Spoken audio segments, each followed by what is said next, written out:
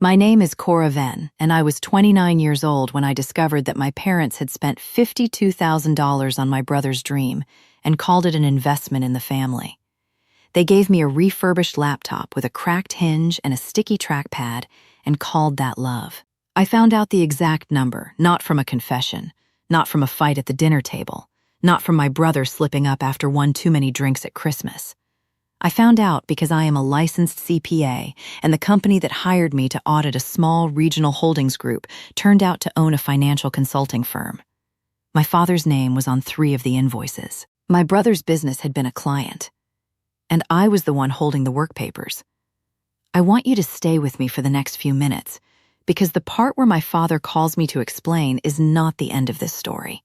It's barely the middle. What happened in the weeks after that audit, what I chose to do with what I found, and what it cost every single person in that house when I finally stopped pretending I hadn't seen it. That is the story I've been waiting to tell. Welcome back to Truth Seekers, where quiet people finally get to set the record straight without raising their voice once. If you've ever been the child your family treated like an afterthought while your sibling got treated like a portfolio, this one is for you. Drop a comment, hit subscribe, and let me take you back to the beginning. My parents are Gerald and Nora Venn of Cedar Falls, Iowa. They are the kind of people who frame their children's college acceptance letters and hang them in the hallway. Both frames. Except one frame is bigger than the other and gets the better light. And if you've lived in a house like that, you already know which child went in which frame. My brother Theo is 3 years older than me. He's the kind of person who fills a room without trying, or maybe without noticing the people who get pushed to the wall when he does. He has my father's laugh and my mother's confidence and a quality I've spent a decade trying to name. The total, unself-conscious certainty that whatever he wants is reasonable to want. I'm not like that. I notice the walls. I've always been more comfortable with what's written down than with what's performed. Numbers don't flatter you. Numbers don't decide you're worth less this morning than you were yesterday. That's why I became an accountant. It wasn't glamorous. My mother told her friends I worked in finance, which was true the way calling a surgeon a knife person is true. But she said it with a small correction in her voice, a faint downshift, like she was preparing them for mild disappointment. Theo, on the other hand, was starting a business. He had a concept he called a curated experiential hospitality brand, which in plain language meant pop-up dining events with a rotating theme. It wasn't a terrible idea. Some people make money doing it. But the way my parents talked about it, you would have thought Theo was restructuring the economy. I heard about it for the first time at Easter dinner when I was 27.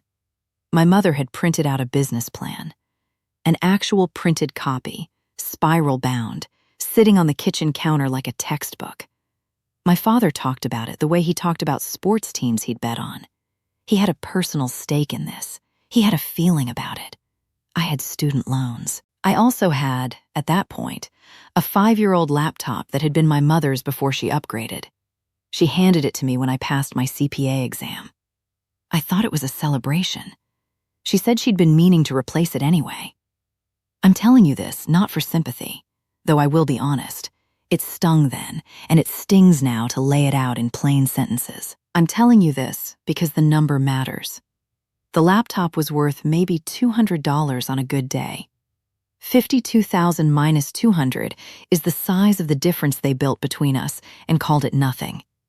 To understand why I didn't say anything for 2 years, you have to understand what my family does when you name something they'd prefer stayed unnamed. My mother goes quiet in a specific way.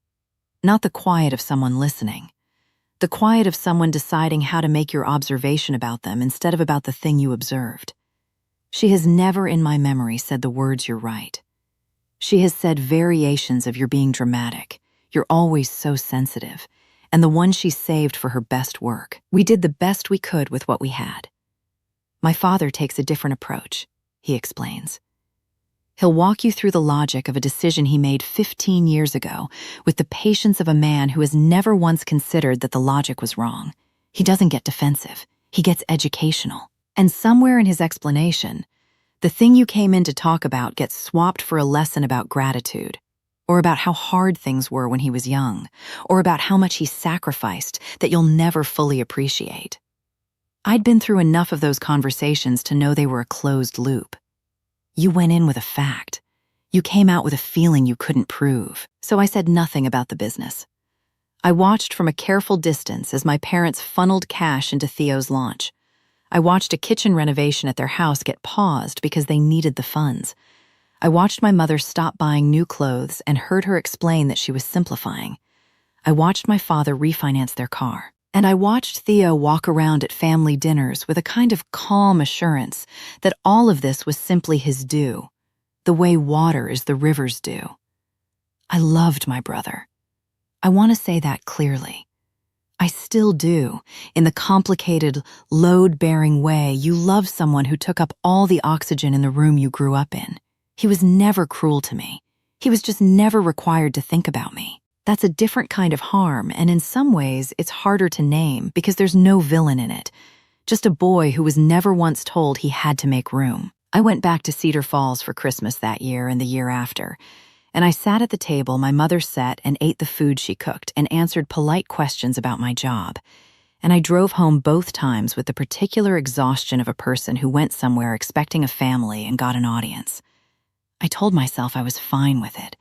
I told myself this was just how some families worked. I even told myself, once, on a late December drive back through flat, dark Indiana, that maybe I was the one with the problem. Maybe I was too transactional, too precise, too obsessed with who got what and whether it added up. Maybe some people just needed more than others and there was no score to keep. I almost believed it. Then I opened an audit file in October of my 29th year and found my father's name under client disbursements, and the belief stopped. I worked at the time for a firm called Halcroft Partners, a mid-sized practice in Indianapolis that specialized in acquisitions and financial restructuring. We were not the kind of firm you'd call if you were in trouble. We were the kind of firm you called when you wanted to know whether something worth buying was actually worth buying. The engagement was for a regional holdings company, a quiet kind of operation that owned pieces of several smaller businesses across 3 Midwestern states. Routine work. I'd been assigned as the lead on a subset of transactions, specifically the disbursements flowing through a financial consulting subsidiary they'd acquired 2 years prior. I pulled the invoices on a Tuesday afternoon. I was working through them in order, the way you do, flagging the ones that needed a second pass.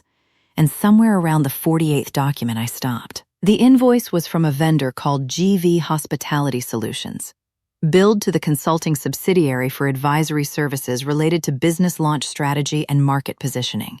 The address on the invoice was a Cedar Falls, Iowa address I recognized because I had spent every Christmas of my childhood at it. My parents' address, Gerald Venn, GV. Gerald Venn Hospitality Solutions. My father had a consulting arrangement with the firm that had been hired to advise my brother's business. I closed the file. I opened it again. I read the invoice 3 more times. I'm a forensic accountant by training, even though I don't do that work exclusively. I know what it means when things don't line up. I know the shape of coincidence, and I know the shape of a structure someone built to make money move in a direction that looks legitimate on the surface and is doing something different underneath. This looked legitimate on the surface. I started pulling threads. By Thursday, I had the full picture. I'm going to tell you what I found, because the details matter here. Not to embarrass anyone, though what I found was embarrassing for the people involved, but because the numbers are the story. My grandfather always said that. He was a bookkeeper for 40 years, and he said numbers are just people's choices written down in a language most people are afraid to read. I read them. Here's what the invoices told me. My father had been paid just under $18,000 over 14 months for consulting work rendered to Theo's business through the subsidiary. The payments were structured to stay below reporting thresholds. Tidy. Sequential. The kind of pattern that suggests someone helped design it that way. Theo's business had also received a direct investment from the holding company's subsidiary, $51,800, designated as a minority stake in the venture. The investment had been flagged as high risk in the original deal memo. The deal memo had been written by my father. My father was paid to assess the investment risk of his own son's business, rated it favorably, and pocketed $18,000 in consulting fees while my brother received $51,800 in outside capital that had been funneled through a structure my father helped build. Total money flowing toward Theo through this arrangement, $69,800. Total money I had ever received from my parents, one secondhand laptop, $200. I sat in the Halcroft Partners conference room at 9 o'clock on a Thursday night with the work papers open in front of me, and I felt something I did not expect. Not anger, not grief, relief. I had not been imagining it. The thing I had been told was in my head for 29 years was sitting right here under a fluorescent light with an invoice number and a date stamp.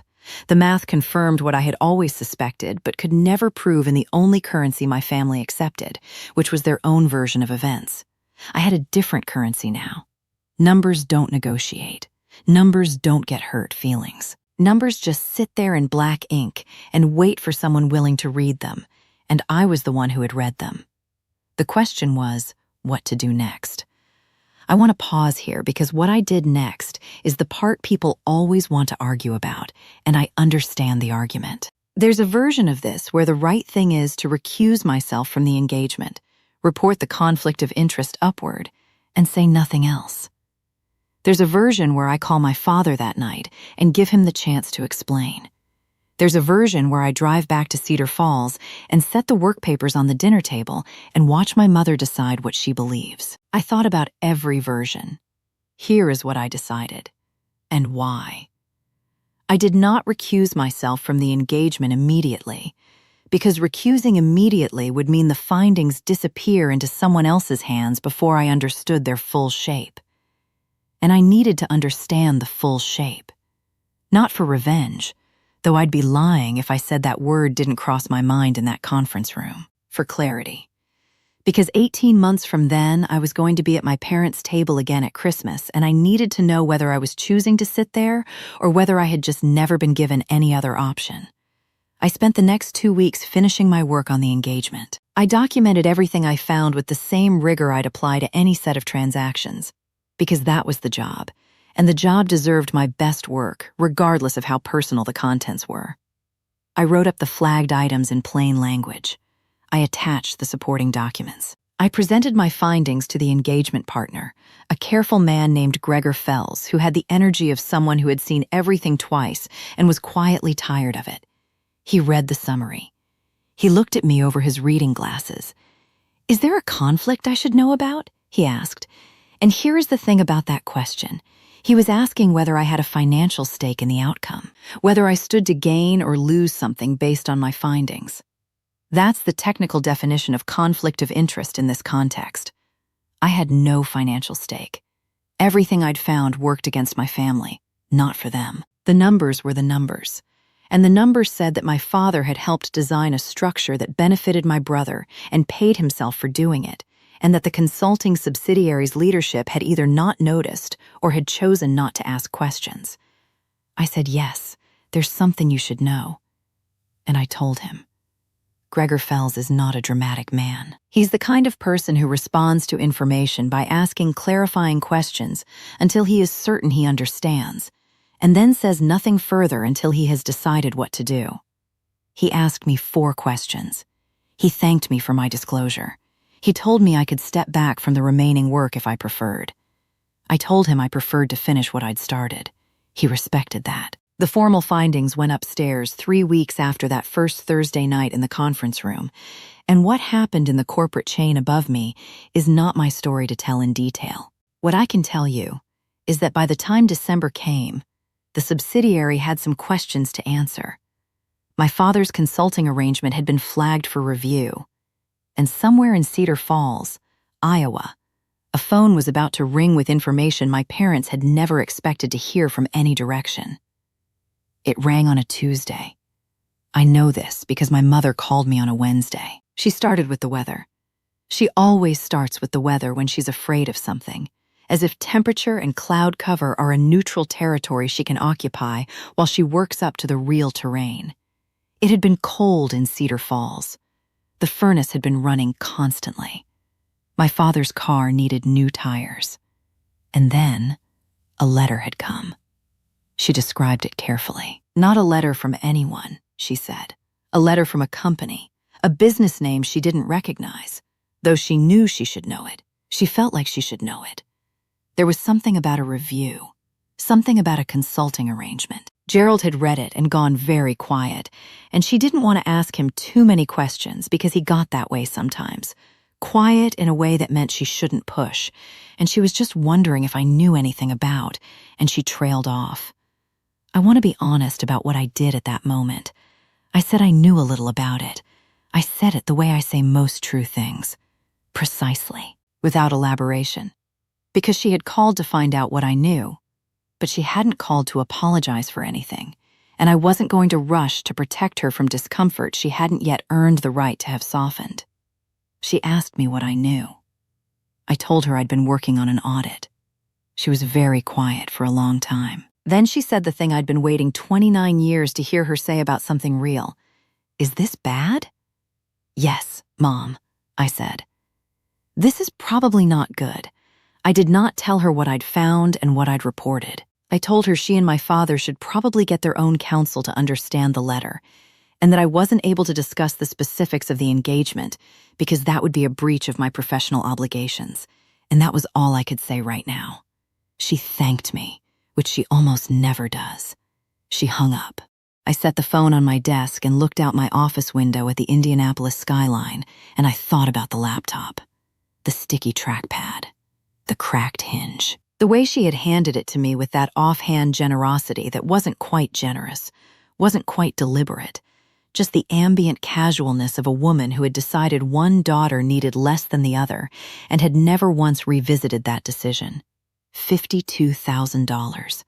A cracked hinge. I thought about whether I felt guilty. Genuinely looked for it, the way you run your tongue over a tooth you think might be hurting, just to find the exact location of the thing. I didn't find it. My father called me 3 days later. He is not a person who calls me often. We speak at Christmas, at birthdays if I call first, occasionally on a Sunday when my mother has asked him to check in and he has decided this counts as checking in.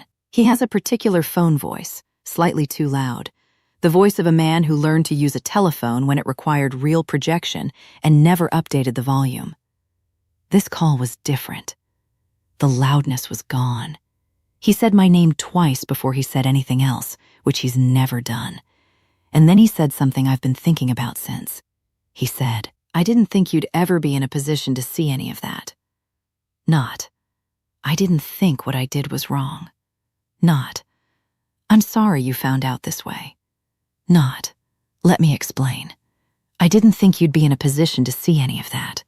The calculation was right there in the sentence. He had made decisions about what I would and would not have access to in my life, and the decisions were based on his assessment of my position, and his assessment of my position had been wrong.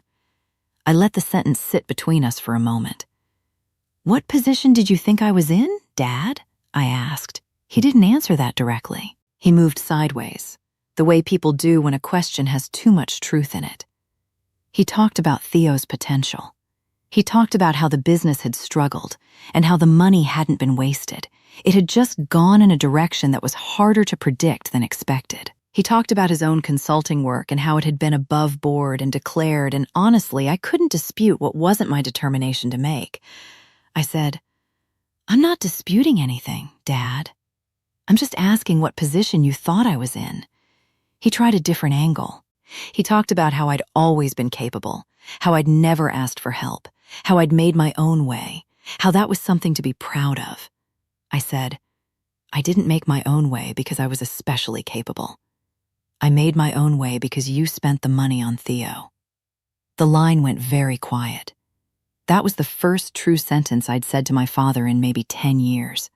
Not an argument, not an accusation designed to wound. Just the sentence that was actually true, stated plainly, the way I'd state a finding in a report. He said, That's not fair. I said, The invoice total is $69,800. I know, because I added it up. He didn't respond to that. He said he'd have to talk to the lawyers about the letter. He said it was a stressful situation. He said he hoped we could get through it without making things harder on the family. I told him I wasn't making anything harder than it already was. The findings were the findings. He said my name one more time, the way parents say your name when they're trying to remind you who you are to them, which is a person who is supposed to absorb this kind of thing and keep the peace. I told him I'd talk to him at Christmas. I hung up before he could say the thing he was working toward, which was some version of "after all we've done for you." I'd heard that sentence in a dozen different configurations, and I was done receiving it. I went home to Cedar Falls for Christmas. I'm telling you that because I know some of you are waiting for the part where I don't. I went because there's a difference between drawing a line and burning a bridge. And I knew the difference, and I had decided where my line was. I also went because of my grandmother, Nora's mother, Grandma Elsa, who was 81 that December, and who had once told me, years ago, when I was struggling in my first accounting job and calling home for something that felt like encouragement, "Cora, the world will always need someone who can read a set of books and tell the truth about them. You're that person. Don't let anyone talk you out of it." She hadn't been at the dinner table when my mother handed me the laptop. She'd been in a care home by then, but she'd been at every dinner table before that. And she'd been the one who, when anyone asked what I did for work, said she's a CPA and let the weight of it land without softening it. Just the title. No apology for its precision. I went for Grandma Elsa. I want to be clear about that. The house in Cedar Falls was a particular kind of tense when I arrived. My mother had over-decorated, the way she does when she needs the environment to carry the warmth the room can't generate on its own. Too many candles, too many pine garlands. The smell of something spiced on the stove that nobody needed but everyone would be expected to appreciate. Theo was there with his girlfriend Marcy and their dog. The dog was enormous and knocked ornaments off the tree twice in the first hour, and nobody said a word because the dog was Theo's and Theo's things were handled with care in that house. My father shook my hand. He shakes my hand at Christmas. I don't know when that started. It's the handshake of a man who has been briefed by his lawyers not to say too much and has extended the policy to every interaction until further notice. My mother hugged me and held it a second too long, which was her version of saying things she hadn't found words for yet. We sat down to dinner. And here's what I want you to understand about that dinner, because it was not a dramatic scene. There was no confrontation over the breadbasket. No one said the thing that blew the lid off. We ate my mother's food, which was genuinely good because she's a genuinely good cook, and we talked about the dog and about Marcy's new job and about a neighbor who had put up fence posts in the wrong place and caused a months-long property dispute, and the whole time the thing nobody said sat at the table between the sweet potatoes and the ham like an extra guest who hadn't been invited but wasn't going to leave. Theo didn't know I'd been the auditor. That was the piece I'd decided to keep, not forever, but for now. Because Theo wasn't the one I needed to have the conversation with. Theo had taken what was offered. That's not a crime. Taking what you're given when you've been told you're worth it is not the same as taking something that belongs to someone else. The people who had done the math on us were my parents, and they were the ones I was going to talk to. After dinner, after the dishes, after Theo and Marcy took the dog for a walk, I sat with my parents at the kitchen table. No ambush. I had told my mother before I came that I wanted an hour alone with them. She had said, "Of course," in the tone of a woman preparing herself. I didn't bring the work papers. I didn't need them. I had them memorized. And this wasn't a professional meeting. This was a different kind of account I wanted settled. I said, I want to understand something. Not the audit, not the legal situation. I want to understand how you made the decision. My father looked at his coffee. My mother said, "What decision?" The decision about what each of us got, what Theo needed and what I needed. How you arrived at those numbers. My mother said, "It wasn't like that." I said, "What was it like then?" And here is where I learned something I had not expected. My mother talked for a long time. She talked about Theo as a child, about the way he had struggled in school in a way that I hadn't, about the anxiety he'd had in his early 20s that nobody talked about how she had watched him try and fail at 3 different things before the hospitality idea, and how each failure had cost him in ways she had watched from a distance and felt helpless about. She talked about my father's belief that if they could just give Theo enough runway, enough real support, he would find the thing that worked. She talked about me. She said it in a way that was meant to be a compliment but arrived as a wound, the way some things do. She said, "You never needed us the same way. You always knew what you were doing. You had your path." I thought about that for a moment. I said, "Mom, I knew what I was doing because I had to. I had a path because nobody offered to build one with me." She looked at her hands. I didn't say it to punish her. I said it because it was the true thing. The true thing is not always kind, but it is always more useful than the comfortable lie you tell to keep the dinner warm. My father said, "We made mistakes. It was so simple that I almost missed it." He didn't say it loudly. He said it the way he used to say things when I was small, and he was being honest, before whatever happened to turn him into the man who explains instead of admits. "We made mistakes." I said, "I know." I said, "I'm not here to collect on them. I'm here because I need you to know I saw them, that I've always seen them, and that I'm not going to pretend I haven't anymore." My father nodded. Just once. The nod of a man absorbing something he can't argue with. My mother cried. Not the performed tears I'd seen her use when she needed a room to be on her side, but the real kind, the kind that embarrass you because they arrive before you've decided to let them. I didn't comfort her immediately. That's a hard thing to admit. But I have spent so many years reflexively managing her emotions that I needed to let this one land where it landed and sit there for a minute without me sweeping it up. Then I reached across the table and put my hand on hers, because she was still my mother, and she was sitting in her own kitchen having the hardest kind of conversation, and that counted for something even inside all the rest of it. The business situation wound down over the following months, as these things do when lawyers and accountants are involved. My father's consulting arrangement was reviewed, deemed to have lacked adequate disclosure at the time, and he was required to repay a portion of the fees. Not all of them. The law is specific about what it requires and what it doesn't, and my father had not committed fraud. He'd committed a failure of transparency and had benefited from a conflict he should have disclosed. The consequence was financial and uncomfortable, but not catastrophic. Theo's business had already struggled by then. The pop-up dining events hadn't scaled the way anyone hoped. The investment had not returned. The money, most of it, was gone in the way business money goes when the idea is good, but the execution can't keep up. I'm not going to pretend I didn't notice that. I'm a human being. I noticed it. But I also didn't celebrate it. Because Theo's failure didn't return anything to me.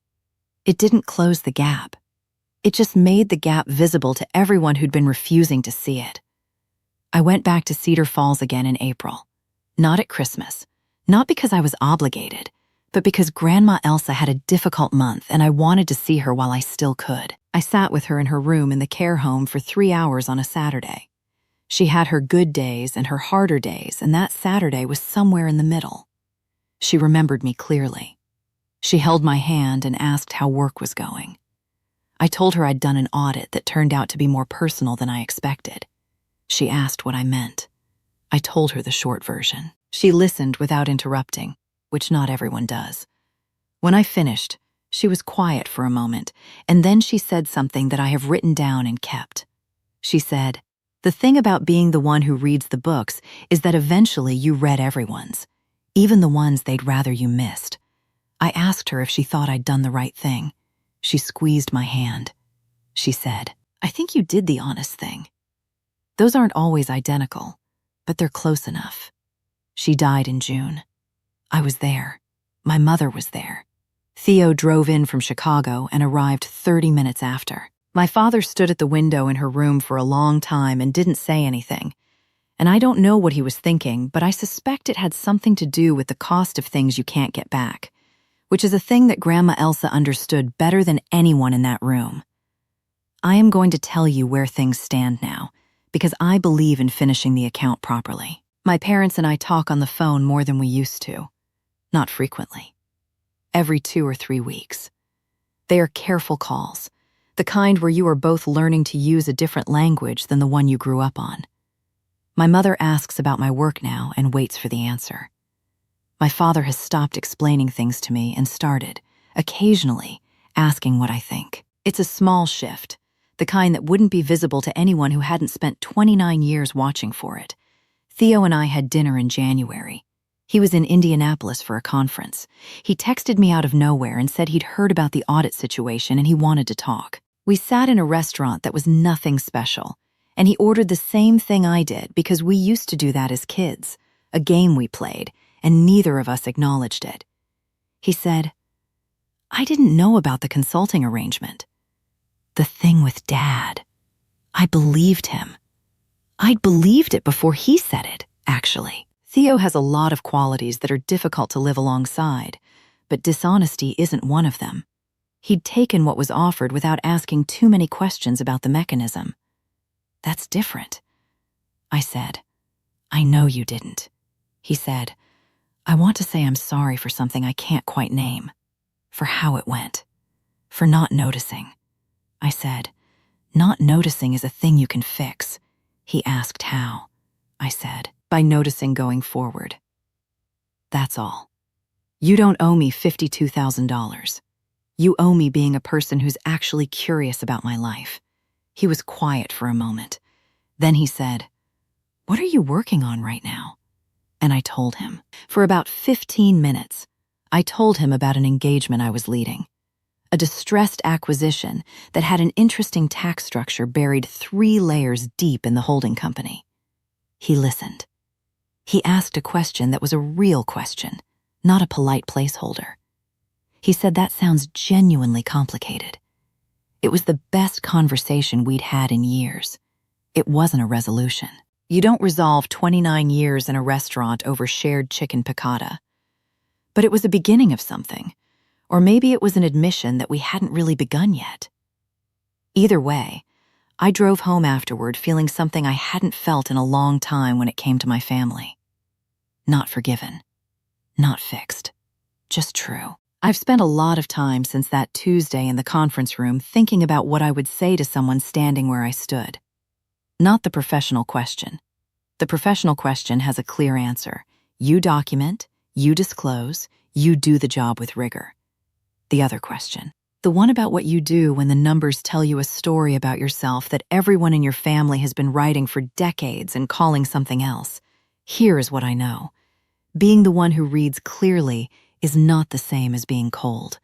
I can love my father and still be the person who reported the findings. I can grieve the gap between what I was given and what Theo was given and still not need that gap to destroy anything.